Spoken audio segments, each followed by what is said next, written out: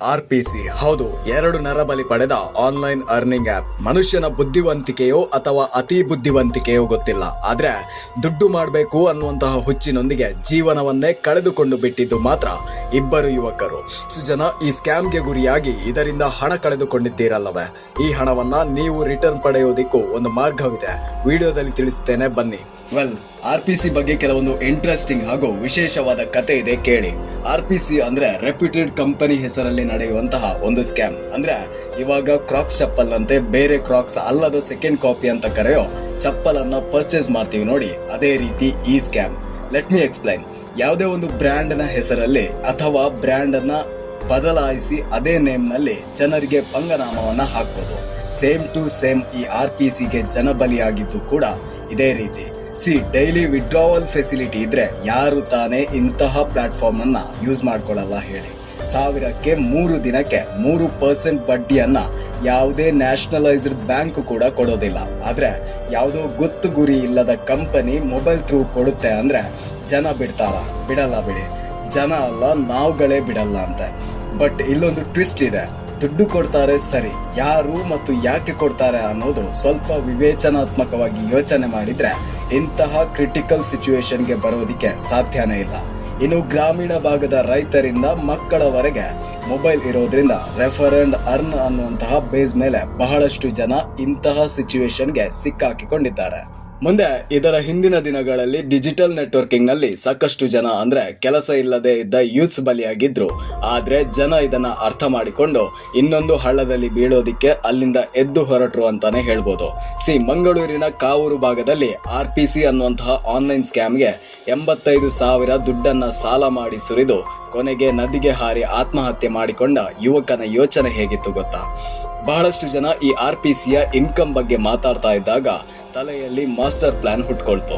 ಒಂದೇ ಬಾರಿ 85,000 ಇನ್ವೆಸ್ಟ್ ಮಾಡಿದ್ರೆ 3 ದಿನಕ್ಕೆ 3% ಅಷ್ಟು ಬಡ್ಡಿ ಕೂಡ ಕೊಡ್ತಾರೆ. ಅದರ ಜೊತೆಗೆ ಪ್ರಾಫಿಟ್ ಕೂಡ ಸಿಗುತ್ತೆ. ಸೊ ಇಲ್ಲಿ ಸಾಲ 85,000 ಆದ್ರೆ ಪ್ರಾಫಿಟ್ ಜೊತೆಗೆ ಇಂಟ್ರೆಸ್ಟ್ ಅನ್ನ ನಾನು ಇಟ್ಕೊಂಡು ಲೈಫ್ ನ ಲೀಡ್ ಮಾಡ್ಬೋದು ಅಂತ ಅನ್ಕೊಂಡ. ಆದ್ರೆ ಮುಂದೆ 85,000 ಇನ್ವೆಸ್ಟ್ ಮಾಡಿ ಕೈ ಸುಟ್ಟುಕೊಂಡು ಕೊನೆಗೆ ಆತ್ಮಹತ್ಯೆಗೆ ಶರಣಾಗಿ ಬಿಟ್ಟಿದ್ದ ಈ ಯುವಕ. ಬೀದರ್ನಲ್ಲಿಯೂ 12 ಲಕ್ಷ ಈ ಆನ್ಲೈನ್ ಆಪ್ಗೆ ಸುರಿದು ಕೊನೆಗೆ ಆತ ಕೂಡ ಬೆಂಕಿ ಹಚ್ಕೊಂಡು ಆತ್ಮಹತ್ಯೆಗೆ ಶರಣಾಗಿ ಬಿಟ್ಟಿದ್ದ. ಇನ್ನೂ ಇದರ ಬಗ್ಗೆ ಹೇಳ್ತೀನಿ ಕೇಳಿ.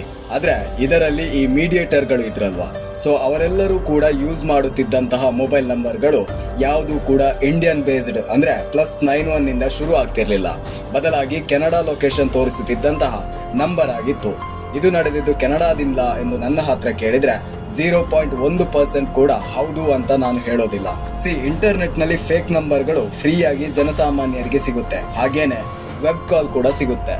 ಆದ್ರೆ ಈ ಡೆವಲಪರ್ಸ್ ಮತ್ತು ಹ್ಯಾಕಿಂಗ್ ಜ್ಞಾನ ಇರುವಂತಹ ಯಾವುದೇ ವ್ಯಕ್ತಿಗೂ ಕೂಡ ಇಂತಹ ಪರ್ಮನೆಂಟ್ ನಂಬರ್ಗಳು ಮತ್ತು ವೆಬ್ ಕಾಲಿಂಗ್ ಆಪ್ಷನ್ಗಳು ಕೂಡ ಸಿಗುತ್ತದೆ. ಇದನ್ನ ನೋಟ್ ಮಾಡ್ಕೊಳ್ಳಿ. ಈಚ್ ಅಂಡ್ ಎವ್ರಿ ಪ್ರಮೋಷನ್ಸ್ ಗಳು ಕೂಡ ನಡೆದಿದ್ದು WhatsApp through. So WhatsApp IP address track ಮಾಡುವಂತಹ ಅಥವಾ ವಾಟ್ಸಪ್ ಡಾಟಾವನ್ನ ಯಾರಿಗೂ ಕೂಡ ಶೇರ್ ಮಾಡೋದಿಲ್ಲ. ಈ ಲೂಪ್ ಹೋಲ್ ಅನ್ನ ಹ್ಯಾಕರ್ಸ್ ಗಳು ಹಾಗೂ ಇಂತಹ ಸ್ಕ್ಯಾಮರ್ಸ್ ಗಳು ತುಂಬಾನೇ ಚೆನ್ನಾಗಿ ಯೂಸ್ ಮಾಡ್ಕೊಳ್ತಾರೆ.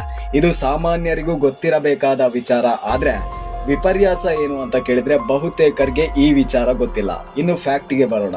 ಲೋಕಲ್ ಅಲ್ಲಿ ಇರುವಂತಹ ಮೀಡಿಯೇಟರ್ ಗಳನ್ನ ಹಿಡಿದ್ರೆ ಈ ಸ್ಕ್ಯಾಮ್ ಹಿಂದಿರುವ ಕೈಗಳು ಸಿಗುತ್ತೆ ಅಂದ್ರೆ ಅದು ಶುದ್ಧ ಸುಳ್ಳು. ಯಾಕಂದ್ರೆ ಲೋಕಲ್ ಮೀಡಿಯೇಟರ್ ಗಳಿಗೂ ಕೂಡ ಇದೇ ರೀತಿ ಆಗಿರುತ್ತದೆ. ಇನ್ನೂ ಒಂದು ರೆಕಾರ್ಡ್ ಹರಿದಾಡ್ತಾ ಇದೆ, ಇನ್ನೊಂದು ಆನ್ಲೈನ್ ಸ್ಕ್ಯಾಮ್ ಆಪ್ ಓಡಾಡ್ತಾ ಇದೆ ಅಂತ. ಆದ್ರೆ ಅದನ್ನ ನಾವುಗಳೇ ನಿಲ್ಲಿಸಬೇಕು ಹೊರತು ಬೇರೆ ಯಾರಿಂದಲೂ ಕೂಡ ಸಾಧ್ಯ ಇಲ್ಲ. ಮಿತ್ರರೇ, ಕೊನೆಯದಾಗಿ ಈ ದುಡ್ಡನ್ನ ಹೇಗೆ ರಿಟರ್ನ್ ಪಡೆಯೋದು ಅಂದ್ರೆ ನೇರವಾಗಿ ನಂದು ಒಂದೇ ಮಾತು, ನಿಮ್ಮಿಷ್ಟಕ್ಕೆ ಆ ದುಡ್ಡಿನ ಆಸೆಯನ್ನ ಬಿಟ್ಟು ಕೆಲಸ ಮಾಡಿ.